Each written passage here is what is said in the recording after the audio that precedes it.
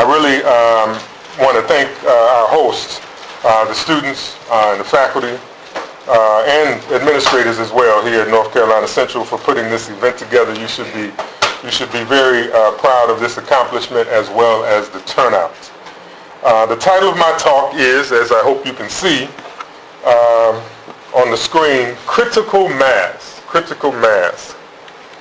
Over the course of these 20 plus years in North Carolina, I have come to realize how much I need a respite, particularly in the fall, that involves traveling to some higher elevation, breathing both fresh air as well as fire pit induced smoked air, and getting back about as close as I want to get to my dear Chicago weather.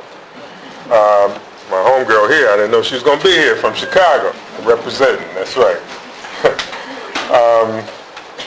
I was therefore fortunate to be able to travel to the North Carolina mountains this past weekend, and I was again ruminating over the title or the theme of this particular conference, University and Community Partnerships, Community Psychology Committed to Social Change.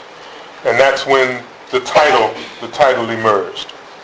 I came to realize around the middle of the week, however, this week, that the theme had expanded to include introducing undergraduates to community psychology, mentoring, research, and action.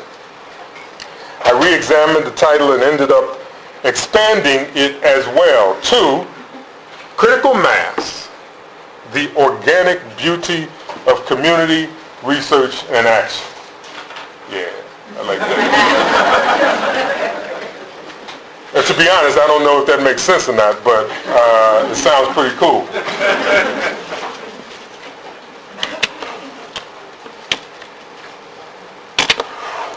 I assumed from the beginning when Dr. Martin Pam asked me to provide a keynote that my charge would be to speak to the theme, or as is now the case, connect the themes. I also assumed that someone trained by old school community psychologists, and where's Roger? I won't mention it, Roger. I won't mention the name. That I would also be expected to at least attempt to redefine the theme. I understood that given the diversity of the geographic region, the types of programs and the breadth of research that faculty and students are engaged in, it is very difficult to offer a theme for these eco-conferences. I know graduate students struggle with that all the time, and oftentimes they end up metamorphosizing. I think that's a word I just made up. Metamorphosizing into whatever presentations come forward from the community. So what I first did was to poll our psychology and the public interest students, the network at NC State, on what they would like me to talk about. I interestingly didn't get a whole lot of suggestions until about 2 weeks after that, after my request at our now annual program area meeting. And I'm sure the food and the adult beverages helped. And in the end, this is what I got. Kick some ass. Get fired up. Get people fired up about community psychology. What is community psychology? How do you do community psychology? Reintroduced Eco-Man. Only a few of you all might know that reference. Talk about student debt. Talk about Saul Alinsky. Talk about the Occupy movement. Since I've been here just now, I asked a few more people what I should talk about. Talk about fresh markets and community gardens. Talk about dance. Actually, I think that was do a dance. It ain't happening.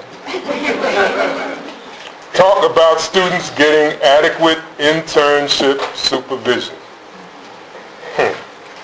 So what does this all mean? To me, I think it signals much of what most conferences try to do for those of us in university settings who are, what a good friend of mine likes to say, suffering under the weight of our despair. Whether faculty or students, the conservative institutional slog that we are in demands respite. demands getting away, an opportunity to get fired up, to get motivated, to get inspired, to get re-energized. So my thoughts about critical mass somehow need to relate to all of this. But I guess I should first offer some framing of the critical mass idea. When I began to search for a good definition for critical mass, I came across many. This was the first, of course. Critical mass is the smallest amount of fissile material needed for a sustained nuclear chain reaction. I know some of us think, as Tracy Chapman sings, that the whole world broke ain't worth fixing, and that maybe, you just need to tear it down and start all over. But despite how much I love Tracy and that song, this is, I don't think, a solution that was working for me. The second idea of critical mass had to do with the mass movement and sometimes protest embedded within the cycling world. Critical mass cycling. We've got one of these in Raleigh that meets, that waxes and wanes actually, in participation every first Friday. I've ridden it once or twice myself, but so far its greatest contribution, as far as I can tell, is to have contributed a bit to the bike culture in Raleigh, to slow down traffic for a short period of time, and to patronize many of the galleries and bars of what is increasingly becoming the creative district of Raleigh. While I think there's a role for tools like critical mass cycling in community research and action, it is at best only one tool that we can employ. The third idea of critical mass is connected to the field of social dynamics. And please bear with me here. Social dynamics is represented by the point at which a sufficient number of adopters of an innovation in a social system creates a rate of adoption that becomes self-sustaining and creates further growth. Got that? Now, I think this gets us further along in our goals of what we want to see happen when we engage in community research and action. It is also very much related to the political life of communities. And we saw it clearly during the 2008 election, where supporters of Barack Obama were sufficient enough in numbers that the momentum of his campaign began to build upon itself. One of the questions since then, of course, has been related to the sustainability of it all. I think that unfortunately, while this type of critical mass may produce small changes in the public consciousness, I don't think we yet fully know how to move towards the more transformative changes in the world that I think we seek. But I think we should continue trying to figure that out. The last idea of critical mass I want to point to is related to social dynamics theory as well, and described in Malcolm Gladwell's book called The Law of the Few. In this book, he states that the success of any kind of social epidemic is heavily dependent on the involvement of people with a particular and rare set of goals. Sounds a little bit like what I think we try to do with the training of community psychologists. Gladwell goes on to report what he says economists call the 80-20 principle, in which roughly 80% of the work will be done by 20% of the people. I don't know about you, but that's about as depressing as Tracy Chapman's song. And mostly because for many of us who engage in the experience of community research and action, we can relate to it very well. Now, before I go on, these last two slides I want to go back to. So I want to acknowledge that when I put up those last two slides, it didn't take long for some of you all who are not like eggheads like others of us, your eyes started to glaze over charts and graphs and stuff like that. But I also think it makes a point. The work that we aspire to do is oftentimes a bit of a slog. It's not visually appealing. I think you would agree that the images of nuclear chain reactions and critical mass rides are pretty cool. despite the fact that you probably don't want a nuclear chain reaction. The best we can often do in community psychology, as you saw in some of the slides that were presented at the beginning of this talk that were on the slideshow, the images of smiling people or sometimes desolate landscapes or the problems that we face in some of the work that we do, it's hard to foment what I call, or what I want to talk about in terms of critical mass from such images. And I think images matter. I think what people see us doing matters very much. I want to come back to those images briefly in a minute, but first I think that these descriptions of what I call the idea and reality of critical mass, in a nutshell, and I hope I don't offend too many people with this, but critical mass can best be described at the point at which shit happens. And for community psychology, I think, we need to operationalize that principle. Point at which shit happens.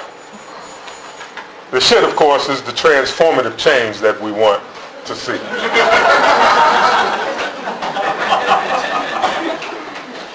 Not the other. Do.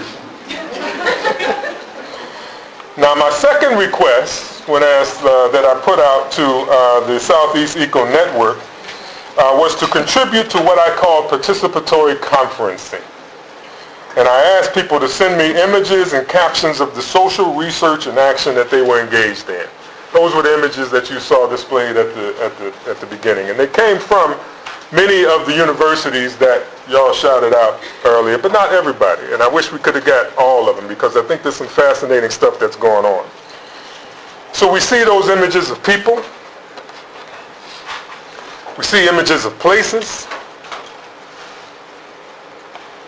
Now, this is in Portland, Oregon, but one of our longtime USC graduates just graduated, got a job as assistant professor at Portland State University. And I said, yeah, you got to represent, because you're doing the work that you were trained to do in Southeast. He also happened to be one of my undergraduate students, so I had to give him a shout out as well. We see problems.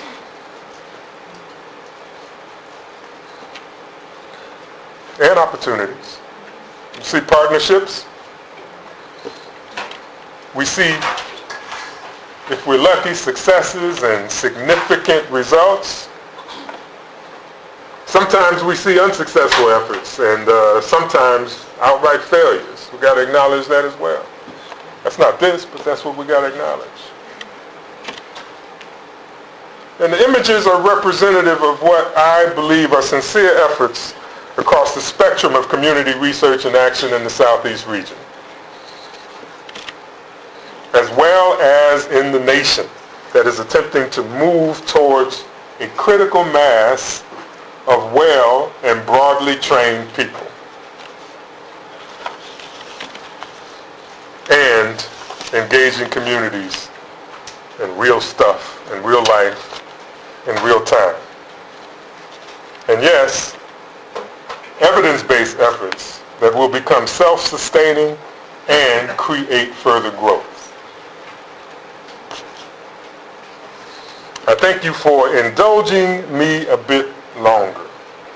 I want to provide two more examples, both which illustrate the challenges of creating critical mass. The first is related to our conference theme of university community partnerships. In our current interdisciplinary partnership between NC State University and the city of Raleigh, we must acknowledge two what I think are evidence-based principles. One is that universities as institutions typically engage communities based upon the interest of the university and not necessarily the interest of the community. They are businesses after all, or at least becoming more so in recent times. That is even true for the institution like ours, a land-grant public university that has a mission of engagement towards the good of the community. That is not to say that universities don't provide benefits to communities, but rarely, and perhaps others know of instances otherwise, where there has been transformative change that has not primarily benefited the university itself. Secondly, most of the engagement that occurs through universities is not what I call institutional, but rather occur on the part of those of us researchers and scholars and centers and programs and students, those things that people are doing, the types of things that we see in these images and reported upon elsewhere during this conference. Again, that is indeed a good thing. However, while I believe it may be too fine a distinction to make, I think it is necessary and important, mostly because universities, regardless of their size, have the capacity with concerted and sustained applications of its resources and influence to generate transformative change in communities. Relatedly, I'd like to challenge community psychology, the community psychology programs and other applied programs to what they can do to push their universities towards such commitments to their communities that they are in. The problem, of course, is one of critical mass. We tend to be very small players. Community psychology programs, in the last session we were talking about this, there's a very short list of community psych programs throughout the nation.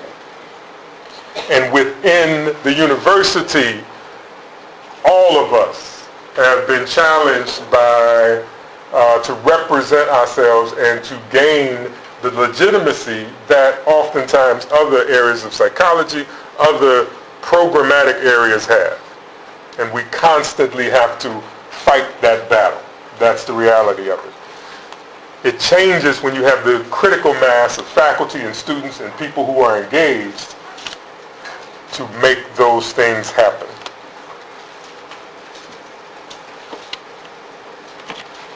This, however, gets me to my final point and of importance, and I think for ECO, this conference, our regional conference, and the critical mass it seeks to build and sustain. For those of you just learning about us, as illustrated in these next two slides, we have a reasonably decent network of affiliated programs. That, of course, could be much denser, more diverse, and more numerous in order to build this idea of critical mass. Although by virtue of hosting this conference, I declare that we have officially added North Carolina Central as a key member of our region.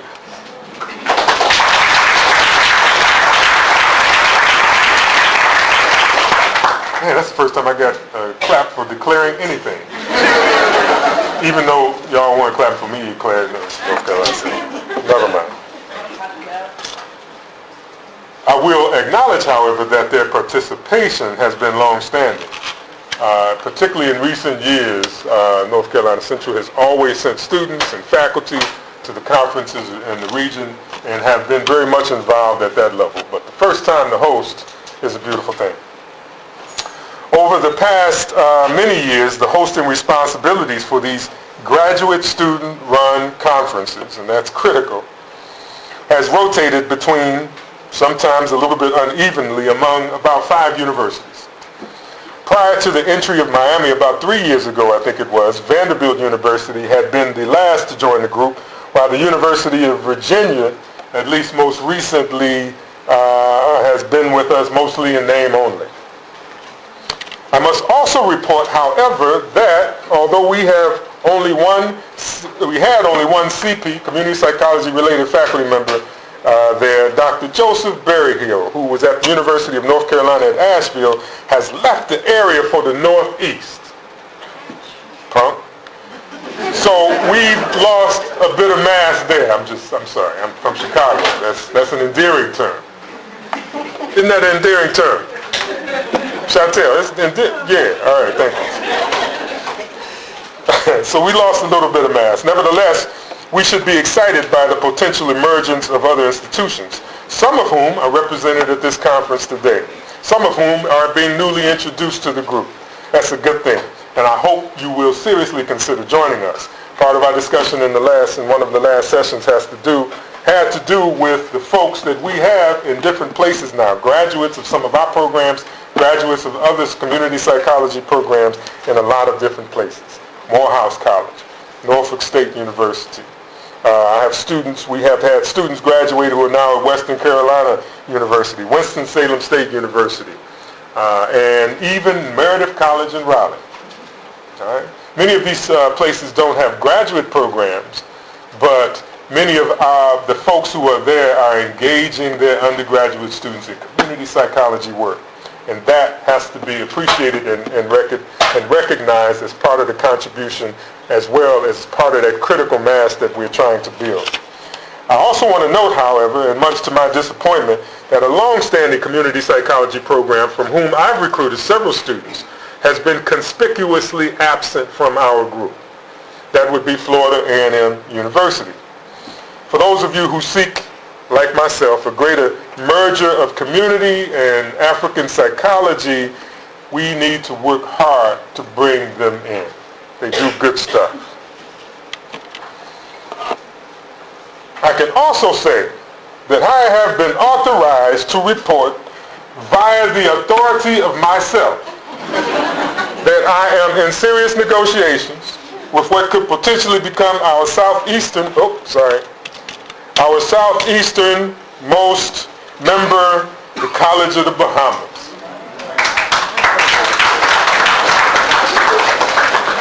Imagine an eco-conference there.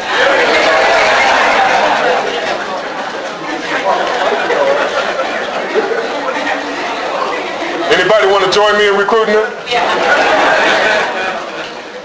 Yeah. One of our former students, Dr. Nyambi Hall Campbell, is now on the faculty there, and I have challenged her with this to bring them on board. And we will. There's no question about it.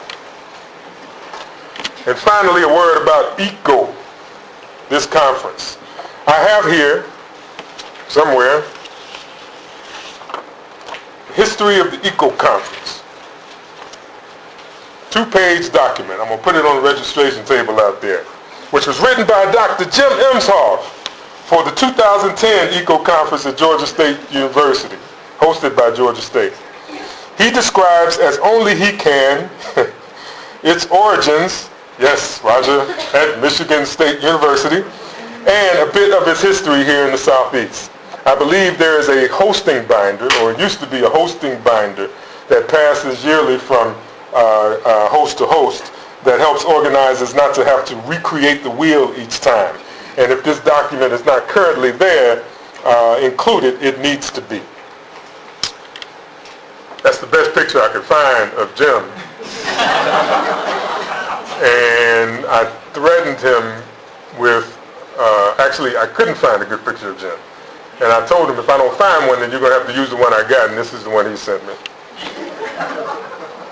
The organic nature of ECO of this conference lies in its fluidity. It takes on the character of each host. And given that the character is greatly determined by the transient flow of graduate students, you never know what you're going to get. For me, in addition to what I said earlier about smelling stuff in the air, ECO is a chance to get away, a chance to connect with like-minded peers, a chance to escape the university, to find out what is happening in the region and what other programs, faculty, and graduate students are doing, a chance to build community, to take people into your homes, to have a pretty and sometimes a very loose agenda, to contribute to the development of underdeveloped ideas. There's been many conferences where we say, well, I don't know exactly what I want to do, but this is an opportunity to bounce those ideas off of other people. And that's an important part of what ECO has been, and I in particular appreciate about it. A chance to slow down. Many of us, well, don't need to explain that. And a chance to recharge. I hope we can, at least periodically, maintain that particular character of ECO. Critical mass is organic. And if you haven't noticed, we understand more about the process of organicity than we do the product. We don't know what we're going to get. Really don't. We don't know. We do know, however, that building a strong network of well and broadly trained people who sincerely engage with communities can be contagious. Indeed, it can be massively critical. I I would like to do two final things. First, I'd like to dedicate this talk and these dreams about critical mass and the building of critical mass to Mr. Christopher David Goins, a graduate student of mine and the NCSU Psychology in the Public Interest community, who unexpectedly and tragically passed away earlier this semester. That was indeed a blow to our critical mass. Chris was seasoned. He was intellectual. He was deeply ingrained psychologist, one of the most deeply ingrained and well-trained psychologists I'd met, and an African-American male who was beginning to seriously embrace this idea of community psychology, this community psychology idea, particularly after all the many years of training and practice in what I would call the traditional psychology paradigm. He had begun his second year in our graduate program and was embarking upon an interdisciplinary intervention project with the Walnut Creek Wetland Center in Raleigh, a program that would expose primarily African American youth to the wonders of the natural world. It was clear that Chris was not only excited about all of this, but excited everyone around him as well. He was what you might call an instigator of critical mass. He will be missed. Now, before I step down, it occurred to me that I could find very few group pictures of our ECO conference. So, please indulge me. Some of you all will want to cuss me. Others of you all will run out the door. But I want to take a critical mass picture of everybody here, and my talk be over. But to do that, I don't have my big camera, I got my little camera. So everybody's going to have to move together like they like each other. Just squeeze in. So rise up and squeeze in. I want it here. I don't want to try to... David has his professional camera with him, so he's got to take a picture. Come on, brother. Just right in here.